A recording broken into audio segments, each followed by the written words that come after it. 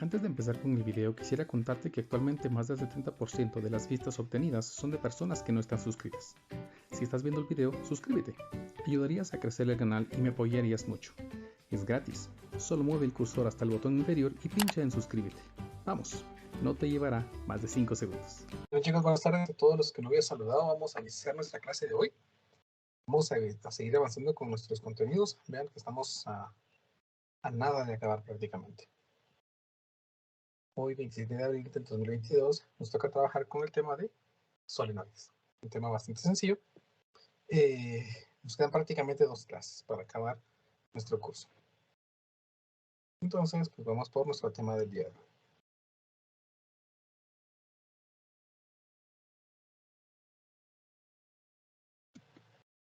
Hoy, que es 27 de abril del 2022.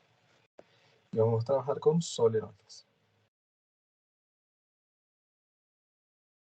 A ver, pues empezamos primero. ¿Qué es un solenoide?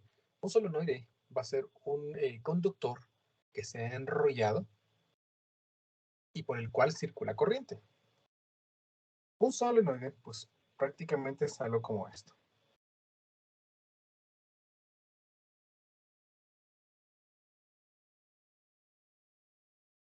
Esto de aquí, que ustedes ven, pues es una espira, un conjunto, una bobina de alambre. Y no es más que una bobina hasta en el momento en el que circula corriente.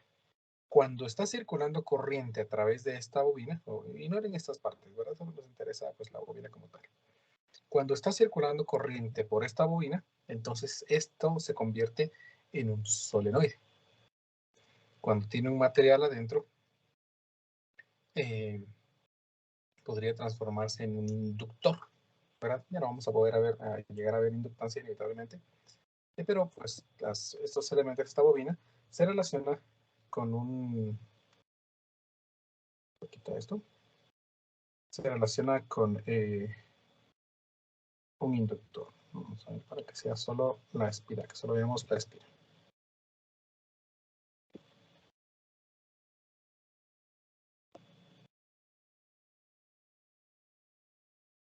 Más o menos así, ¿ven? Solo la espira, entonces eso es un solenoide, cuando está circulando corriente por él. ¿Por qué nos interesan los solenoides? ¿O por qué nos interesa colocar un alambre de esta manera para que circule corriente? Porque en las últimas clases hemos aprendido que alrededor de un conjunto, bueno, de un cable, circula un campo magnético. ¿Cómo será el campo magnético entonces si nosotros tenemos un conjunto de cables? Hagamos lo siguiente. Vamos a cortar nuestro solenoide. Pero primero, supongamos que está circulando una corriente en él. Vamos a ver. Wow. Está circulando una corriente en él en esta dirección.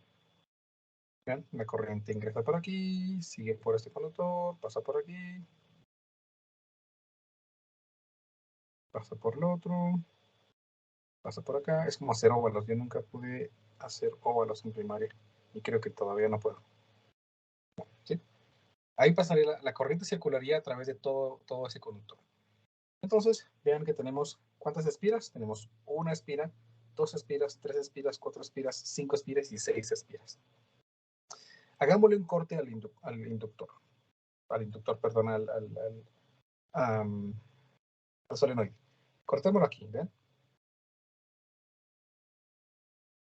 Lo vamos a cortar y vamos a ver todos esos alambritos únicamente que se han cortado. Entonces voy a dibujar aquí, pues más o menos lo que se vería. A ver.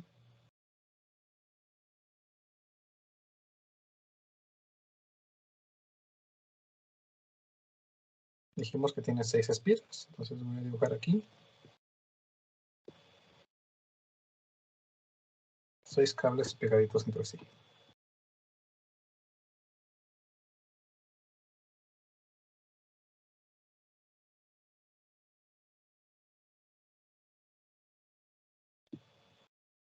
Cálculo 5, me falta 1. 6, ahí está. Y esto va a tener aquí otros cables debajo de él.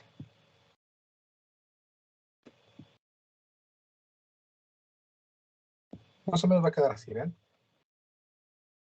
Esta parte de aquí, este cable que cortaríamos, vamos a ver si lo veo. Este cable que cortamos aquí sería este de acá. ¿Estamos? Esta parte de aquí sería este cable que cortamos acá. ¿Estamos? Vean que están como que desfasados un poquito, ¿no? Por la espiral que se está formando, pues podríamos afirmar que hay un desfase entre ellos. Ahí está. Noten, por favor, que la corriente que está circulando en este cable, este conductor, en este cable está circulando hacia arriba. Eso significa que para dar una perspectiva aquí, nosotros diríamos que la corriente en este cable es saliente. Mientras que cuando siga la corriente circulando aquí, como aquí cortamos el cable, pues nosotros miraríamos que la corriente es entrante. Entonces miraríamos que en este cable la corriente aquí es entrante. Así. Entonces, pues en cada cable se repite ese proceso.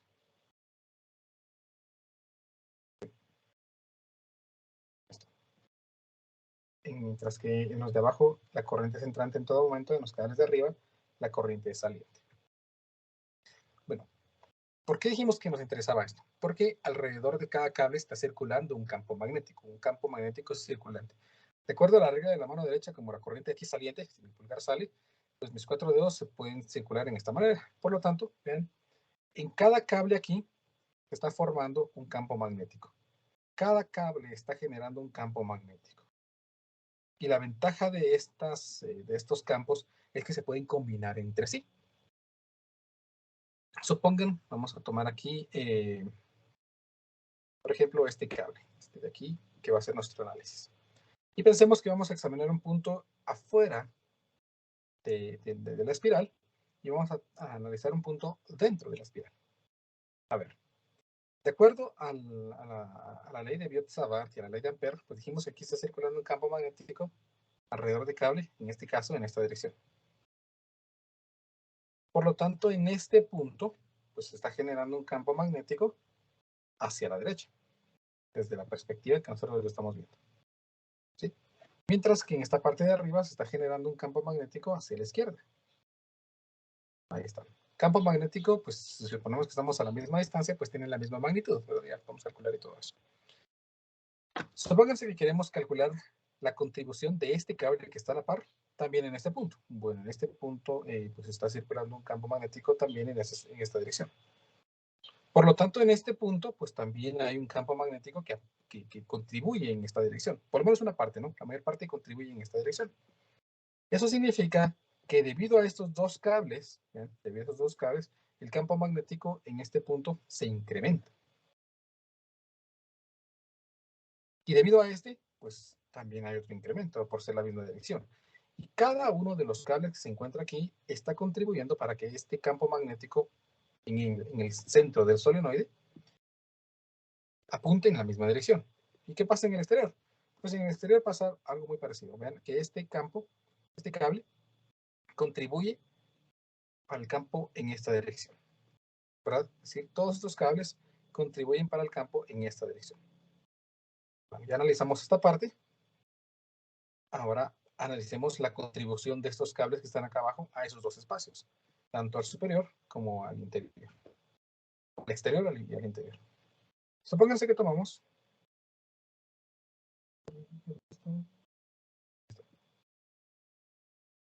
vamos a tomar el cable que le corresponde, este de aquí. Cuando intentamos determinar el campo magnético debido a este cable, usando la regla de la mano derecha, como el campo, la corriente es entrante, mi pulgar va a ser entrante, y me doy cuenta que el campo magnético alrededor de este cable es circulante también, y de esta manera, en esta dirección. Por lo tanto, ese cable contribuye en este punto a que el campo magnético apunte en la misma dirección. Vean entonces que estos cables de aquí abajo, en el interior, también están contribuyendo a que el campo magnético aumente en esta parte. Por lo tanto, en este punto, cada uno de los cables del solenoide está contribuyendo a que el campo apunte en esa dirección. Si analizáramos cada uno de los puntos, pues resulta que el campo magnético en cada uno de los puntos también apunta en todos en la misma dirección. Todos en la misma dirección. Generando entonces en el interior del solenoide un espacio en el que el campo magnético es casi uniforme. Mientras más cables tengamos, mientras más pegados estén esos cables, mayor va a ser el campo magnético en el interior de tal manera que se va a comportar como que fuera casi uniforme. Bueno, ¿y en el exterior? Pues en el exterior, veamos, ¿cómo contribuye este aquí? Observen de que dijimos que el campo magnético circula en esta dirección. Si hacemos un círculo más grande, de tal manera que podamos llegar aquí, más o menos, no está muy mal, el campo magnético apunta en esta dirección. Noten, por favor, entonces, que los cables que se encuentran aquí contribuyen a que el campo magnético apunte en la dirección hacia la izquierda desde esta perspectiva. Pero los cables inferiores contribuyen a que el campo magnético vaya hacia la derecha. Por lo tanto, el campo magnético en el exterior, tanto en la parte inferior como en la superior de esa figura, el campo magnético es muy pequeño comparado con el que está en el interior debido a la contribución que cada uno de los cables hace. Entonces se está generando un diagrama más o menos del campo magnético como este. Esta figura la encontré en el libro, ahí la pueden ir a buscar. Creo que fue en el libro de Bauer, no estoy equivocado, o tal vez fue Server. Vean que este diagrama presenta las líneas de campo en un solenoide en el que las distancias entre los cables pues no están tan juntas. Noten por favor que en el centro el campo magnético pues es casi uniforme. Si nosotros juntáramos más los cables, este campo magnético se va a convertir uniforme en el solenoide. Este imán, porque ahora se ha convertido en un imán porque ha generado un campo magnético uniforme, tiene esa característica de ser un imán por la corriente que está circulando. Como hay corriente y se ha convertido en un imán, se le conoce como electroimán. Ese electroimán está generando un campo magnético, pero lo va a generar únicamente cuando esté circulando corriente en él. Mientras no esté circulando corriente en él, no es más que un conjunto de alambre enrollado a cierta distancia, una bobina. Se convertirá en imán cuando circule corriente a través de él. Por eso se conoce como electroimán. ¿Estamos? Se parecería mucho al campo magnético si nosotros realmente tuviéramos aquí un imán, en el que este es el polo norte, por ejemplo. No, este sería el polo, casi el polo norte, y este sería el polo sur. Estamos las líneas de campo magnético en un imán de esta forma, polo norte y polo sur, van en esta dirección. Se convierte entonces esto en un electroimán. Por eso es la importancia del solenoide. Porque podemos generar campos magnéticos al hacer circular corriente en él. ¿Estamos? Bueno, ya vimos entonces que se genera un campo magnético en el interior del solenoide. Pero la idea ahora es, ¿cómo podemos medir ese campo magnético? Para poder determinar cuál es el valor del campo magnético en el interior del solenoide, lo que vamos a hacer es aplicar la ley de Ampère. ¿Cómo lo vamos a hacer? Pues veamos ahorita. Voy a copiar esta figura.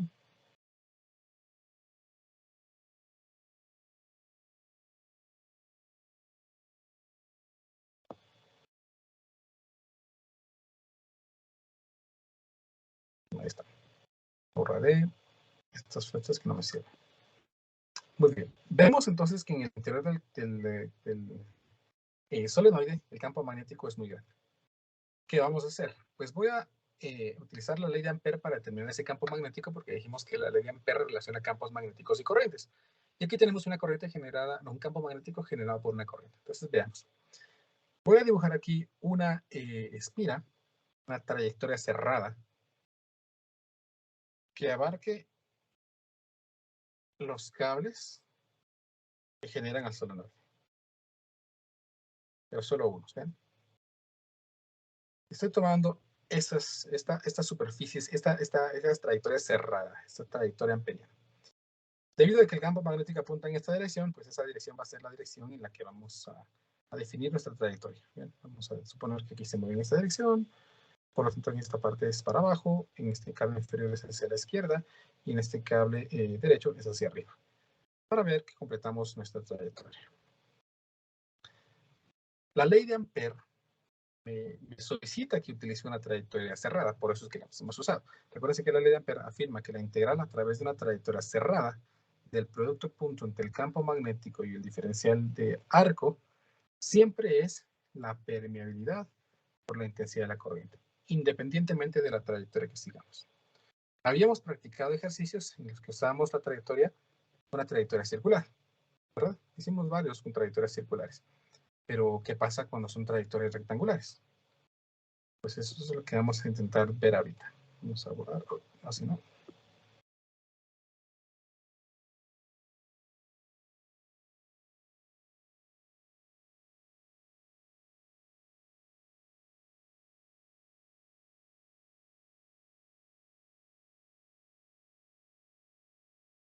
Ahí está. Supónganse que esa es la trayectoria entonces. Hacer una trayectoria cerrada, cuadrada, bueno, rectangular, está conformada por 4 segmentos. Entonces vamos a integrar a lo largo de esos 4 segmentos. Voy a suponer que esta es la trayectoria C1, que esta es la trayectoria C2, que esta es la trayectoria C3 y que esta es la trayectoria C4. Entonces, para poder realizar la integral a través de la trayectoria cerrada de B por ds, esto se va a convertir en la integral sobre la trayectoria 1 de B por ds. Vean que la curva C1, el segmento C1 forma una trayectoria cerrada y por eso no le agrego la integral este simbolito. En producto punto, opa. Otra vez. Ahí está. Más la integral sobre la trayectoria 2 de B por ds. Más la integral sobre la trayectoria 3 por B por ds. Más la integral de B por ds sobre la trayectoria C4. Ahí estamos. Recuerden que el producto punto se calcula como la magnitud de los vectores multiplicado por el coseno del ángulo. Entonces podría reescribir estas expresiones y realizar la integral a través de la trayectoria 1 de la magnitud del campo por el coseno del ángulo por un pedacito de longitud, más la integral del campo por el coseno del ángulo por un pedacito de longitud. Vean que vamos a poner aquí campo 1 y aquí en la trayectoria 2 le voy a poner campo 2. Aquí en la integral 3 le voy a poner campo 3, coseno del ángulo por diferencial de longitud, más aquí le vamos a poner campo 4. Por el coseno del ángulo por el diferencial de longitud. El diferencial de longitud pues sería como que un cable en el que apunta a la dirección de la corriente para darle dirección. ¿Sí? Ese es el ángulo. El ángulo es el ángulo formado entre la dirección de la corriente y el campo magnético. Bueno, veamos entonces ese coseno del ángulo para la trayectoria C1. Mejor no. Mejor empecemos por la trayectoria C2 y C4. Son más particulares. Para la trayectoria C2, la corriente está circulando en esta dirección. Y dijimos que el campo magnético apunta en esta dirección casi uniforme en el centro. Por lo tanto, el ángulo formado entre el campo magnético y la dirección de la corriente, si ustedes notan, es de 90 grados. Por lo tanto, al ser de 90 grados, pues lo único que tenemos que hacer es evaluar aquí, en la integral C2, el coseno de 90. Y se darán cuenta que el coseno de 90 vale 0. Entonces, yo puedo anular esta integral. Esta integral vale 0 por el hecho de que el ángulo y el campo magnético y la corriente forman un ángulo de 90 grados. Lo mismo pasa para la trayectoria C4. El campo magnético es aquí y la corriente es en esta dirección. Forman entonces 90 grados. Por lo tanto, la trayectoria C4, perdón, la trayectoria C4 me genera una integral 0. Me van quedando entonces dos integrales, C1 y C3. C1 y C3. Bueno. Recuérdense que mencionamos aquí al principio que en la periferia los cables cercanos generan un campo en una dirección, pero los cables externos forman un campo en la siguiente dirección. De tal manera que el campo en el exterior, en vez de aumentarse, disminuye debido a la contribución de ambos tramos de espías. Vean, podemos verlo aquí que en el centro hay muchas líneas de campo magnético, mientras que en el exterior hay pocas, debido a la contribución de esos cables de aquí abajo en este espacio y viceversa. En este espacio, el campo magnético se contrarresta debido a la acción de estos cables y de estos cables de acá. Por lo tanto, en el exterior el campo magnético es muy pequeño y resulta ser muy, muy pequeño comparado con el campo magnético que existe en el interior del solenoide. Por lo tanto, al ser un campo magnético muy pequeño, podemos casi que ignorarlo, porque comparado con este campo magnético en el interior, pues no se ve afectado. Entonces, vamos a definir aquí que el campo magnético 3, vamos a ver, sí, 3, es mucho mayor que el campo magnético en la trayectoria 1. Ese símbolo, colocar dos símbolos mayores juntos, se leen como mucho mayor que. ¿Sí? El campo B3 es mucho mayor que el campo B1. Esto me permite suponer que el campo B1 pues, va a ser insignificante con el campo B3 y podemos ignorarlo, ¿verdad? Porque supóngase, si este campo es 200, no, perdón, el B3 es 200, entonces este posiblemente es 0.02. Pues, ¿cuánto es 200 más 0.02? Pues no es algo que le sume significativamente. Entonces, pues podemos obviar esta integral. De tal manera que la integral cerrada a través de esta trayectoria se convirtió simplemente en una integral de línea sobre una trayectoria específica. La integral sobre la trayectoria C3 dB3 por el coseno del ángulo por dB. Bueno, y el ángulo, como la trayectoria o la corriente aquí circula en esta dirección, suponemos, ¿no? La trayectoria circula en esta dirección y el campo magnético circula en esta dirección, entonces el ángulo formado pues es de 0 grados y el coseno de 0 pues vale 1. Ven que le está dando de corrientes y aquí tiene que ser de trayectorias, perdón.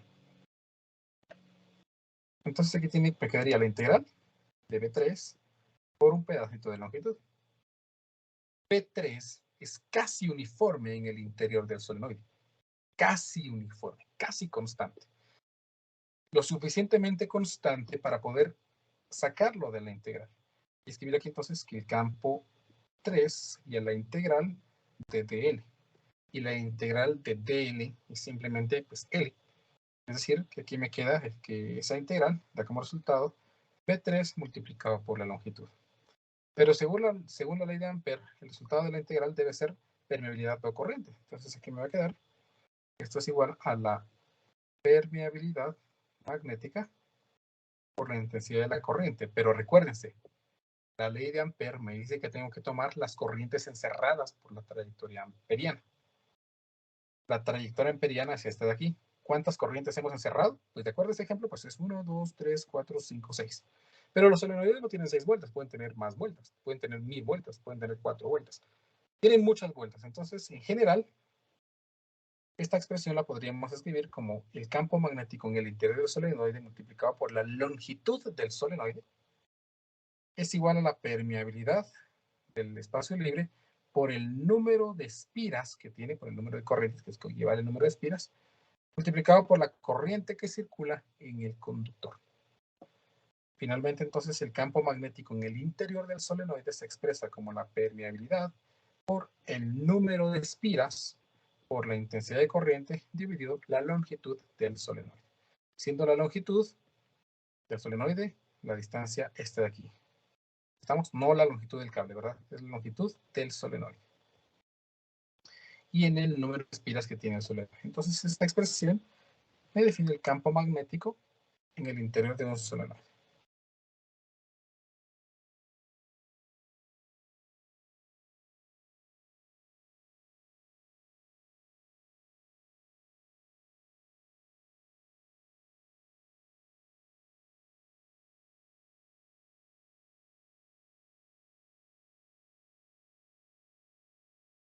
¿Estamos? ¿Alguna pregunta?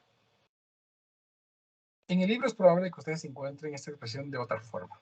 Generalmente la magnitud de este campo magnético se expresa como la permeabilidad por N por I, en donde N, minúscula, es la cantidad de vueltas por unidad de longitud.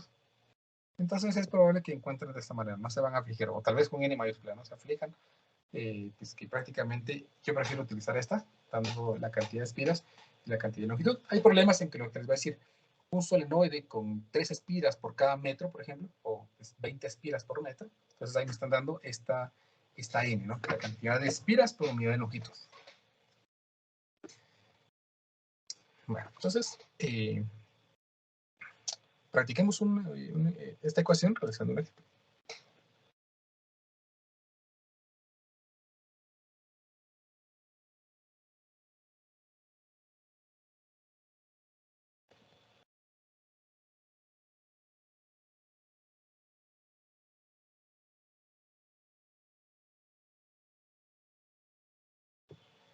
Dice este problema así.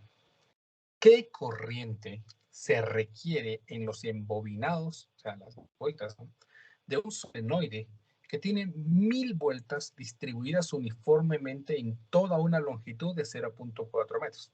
0.4 metros es como 40 centímetros. ¿Ven? En 40 centímetros hay 1000 vueltas de cable.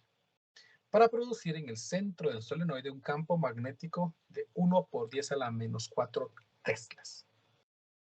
Muy bien. Entonces, pues, me piden cierto dato y me dan un conjunto de ellos.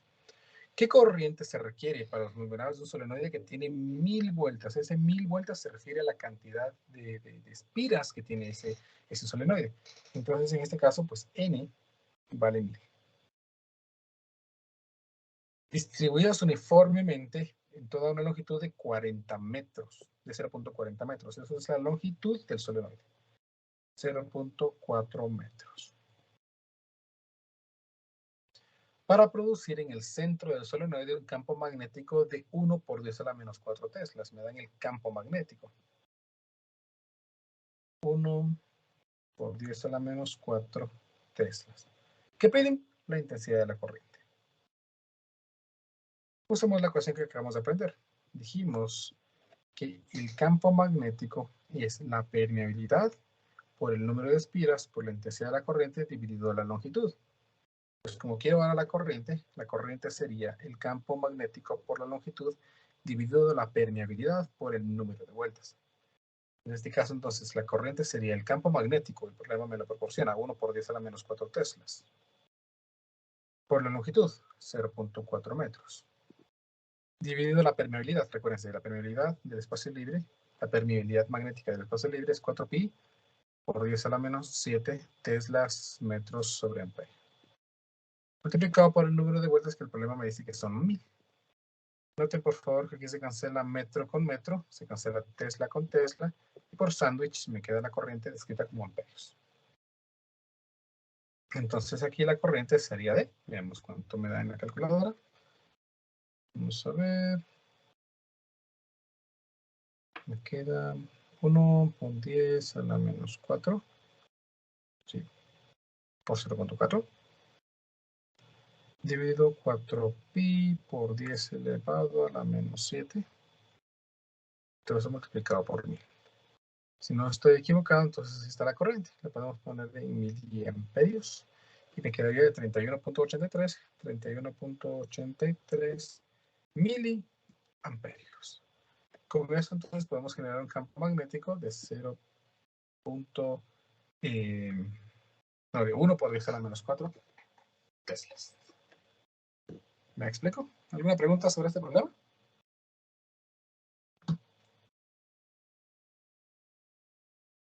Dije, por el momento todo claro. Gracias. Está bien fácil, ¿verdad? A ver, pues, hagamos otro problema, un poquito más complicado, ¿no? Para encontrarle sabor a esto, porque si los problemas fáciles, pues lo aburren a uno, ¿no? A ver, veamos el ejemplo número 2. Sí.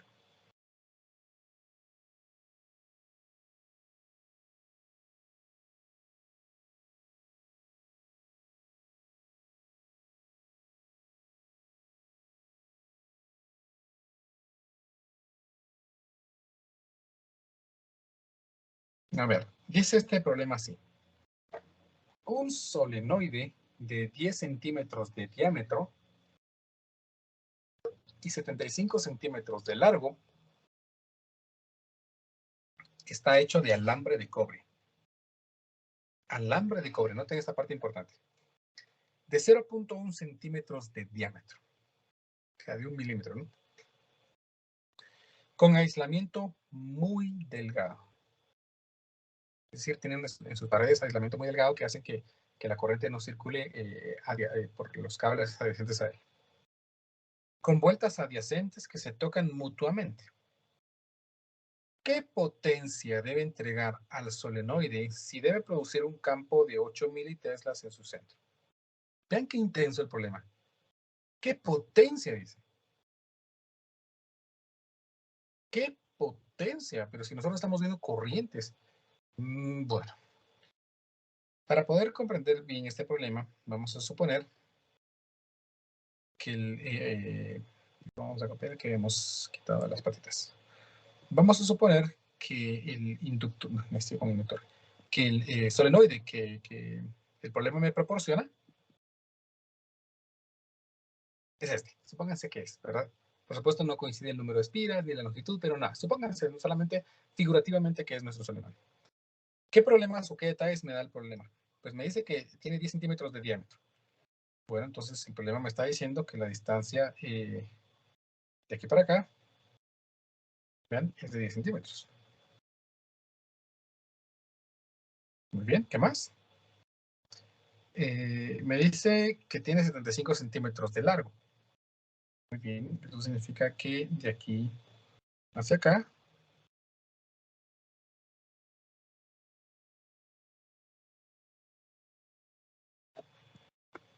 hay 75 centímetros. Recuerden que no está escala, ¿no?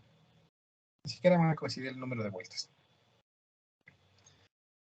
Alambre de cobre de 0.1 centímetros de diámetro. El problema me está diciendo allí, entonces, que el diámetro del cable, vean, supóngase que ese es el cable,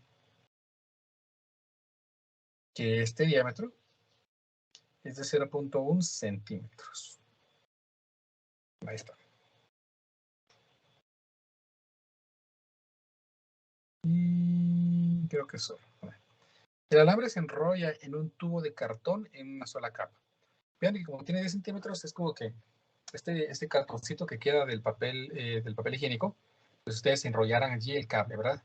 Más o menos 10 centímetros, solo que pues con 75 centímetros, no es decir, un rollo de este papel higiénico muy, muy, muy largo. 75 centímetros, imposible, ¿no? El problema quiere que calculemos la potencia sabiendo que el campo en el interior debe ser de 8 militeslas. Bueno, entonces el campo magnético es de 8 militeslas. El problema quiere potencia. ¿Cómo calculamos la potencia?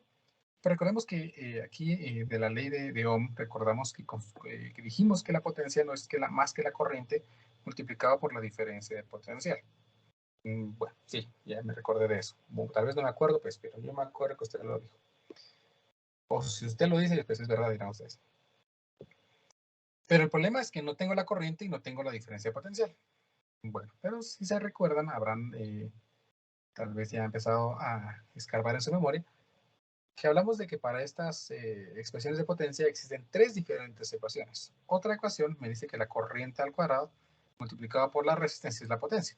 Si yo tuviera la corriente, bueno, pero como tengo el campo magnético, tal vez puedo calcular el campo, la corriente usando la ecuación que hemos aprendido ahorita de solenoides, ¿no? ¿Podría calcular la potencia? Sí, solo sí. Conozco la resistencia. ¿Cómo puedo determinar el valor de la resistencia? Recordarán que la resistencia se calcula como la resistividad de un material multiplicado por la longitud y dividido por su área. Para eso necesito la longitud del conductor por el que está circulando la corriente. Es decir, si nosotros tomáramos este extremo y tomáramos el otro extremo del solenoide y lo estiráramos, ¿cuál va a ser la longitud de ese cable? Pues eso es lo que me está diciendo aquí, esa longitud. ¿Estamos? Y el área es el área del conductor. Bueno. Si conozco la resistencia, entonces si calculo la corriente, calculo la potencia. Calculemos la resistencia entonces con esta ecuación. La resistividad se refiere a la resistividad del cobre. Hace un par de semanas, 3 semanas tal vez, un poquito más, aprendimos que la resistencia se calcula en base a la resistividad. Y aquí tenemos, vean, la clase del 16 de marzo, más de un mes entonces. Nos dice que la resistividad del cobre, vean, resistividad del cobre, es de 1.7 por 10 a la menos 8 ohmios metro. Qué buena onda. Entonces, 1.7 por 10 a la menos 8 ohmios metro.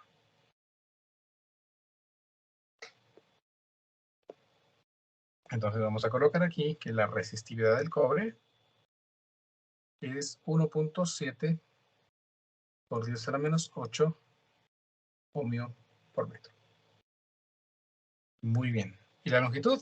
Bueno, ahí empieza lo intenso. Supónganse que yo les pidiera que determinaran a ustedes cuál es la longitud de este cable enrollado. ¿Cómo le harían? Pues les voy a mostrar cómo creería yo que sería una manera. Una manera sería determinar cuál es la longitud de una espira, ¿verdad? Si nosotros determinamos cuánto mide una espira y lo multiplicamos por la cantidad de espiras que hay, pues voy a determinar cuál es la longitud total del cable, ¿verdad? Bueno, entonces empecemos eso. Determinando cuánto mide una espira. Por ser circular, pues necesitamos el perímetro de un círculo. El perímetro de un círculo o la circunferencia se calcula como pi por el radio al cuadrado, no más que, pero ese es el área. Se calcula como 2 pi por el radio, o lo mismo, pi por el diámetro. En este caso, el diámetro es el diámetro del solenoide, que es de 10 centímetros. En este caso, entonces, aquí me quedaría pi por 10 centímetros, o sea, 0.1 metros. Por lo tanto, la longitud de la circunferencia es de 0.1 por pi metros. Ahí está. ¿Cuántas vueltas tiene el alambre? Bueno, el problema no me dice cuántas vueltas. ¿Cómo puedo determinar cuántas espiras hay? Es bien fácil. La longitud del solenoide dividido entre el diámetro de una espira. Así yo voy a poder saber cuántas espiras caben en esta longitud. ¿Cuánto es el diámetro del cable? Pues es 0.1 centímetros. Entonces, vamos a determinar el número de espiras, n, dividiendo lo que mide el solenoide, L, entre el diámetro del cable. Como el solenoide mide 75 centímetros y el diámetro del alambre es de 0.1 centímetros, entonces 75 dividido 0.1, pues me queda de 750 vueltas. Eso significa que el solenoide tiene 750 vueltas. Y una vuelta mide 0.1 pi. Eso significa entonces que podemos determinar cuál es la longitud del cable total si multiplicamos el número de espiras por lo que mide una espira. La longitud entonces, ¿qué sería? El número de espiras multiplicado por la circunferencia. En este caso serían 750 por 0.1 por pi. Obtenemos que ese valor es de 235.62 metros. Vean, es grandísimo, ¿no? Pero tomen en cuenta que se está enrollando en un tubo de 75 centímetros. Un cable de 0.1 centímetro, de 1 milímetro, ¿no? 235.62 metros de longitud. Con eso, entonces, puedo calcular ahora sí la resistencia.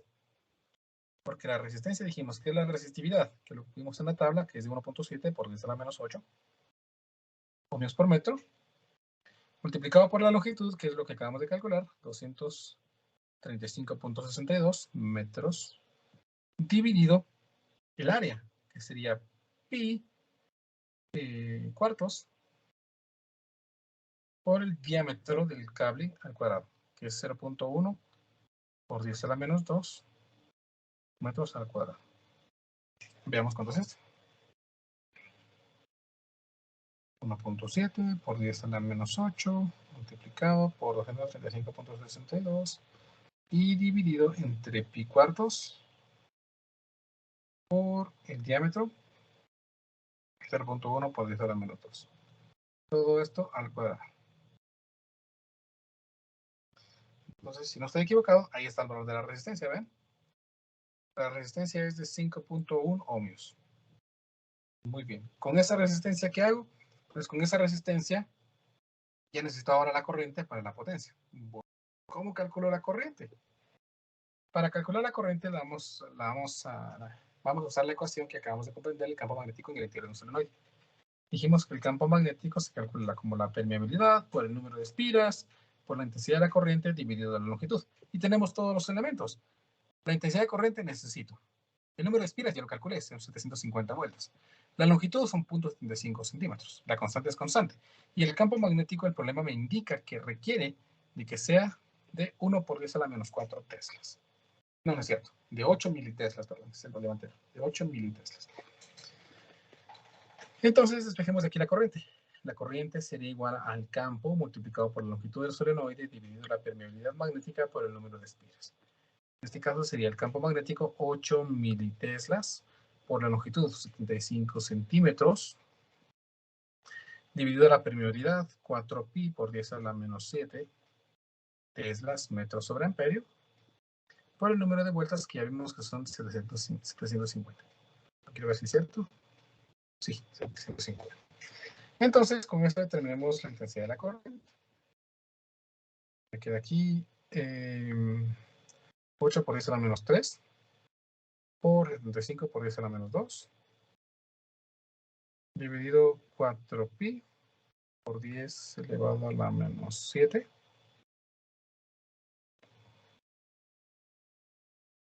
por 750.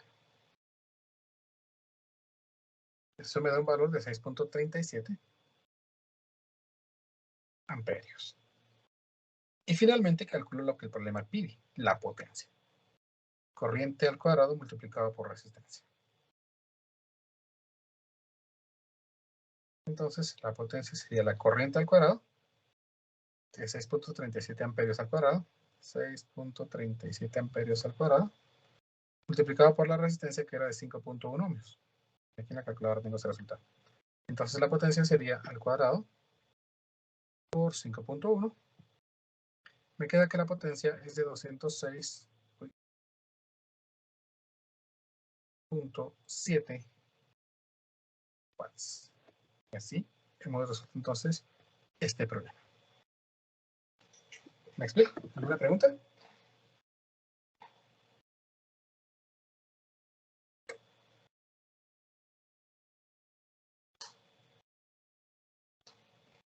Perfecto, chicos. Entonces, si no hay dudas, hasta aquí la clase del día de hoy. Y, perdón, ¿sí hay dudas? No, gracias, todo bien. Muy bien. Hasta aquí la clase del día de hoy y nos miraríamos el día viernes para nuestra penúltima clase. Espero que pasen una buena tarde. Cuídense mucho. Audio Jungle.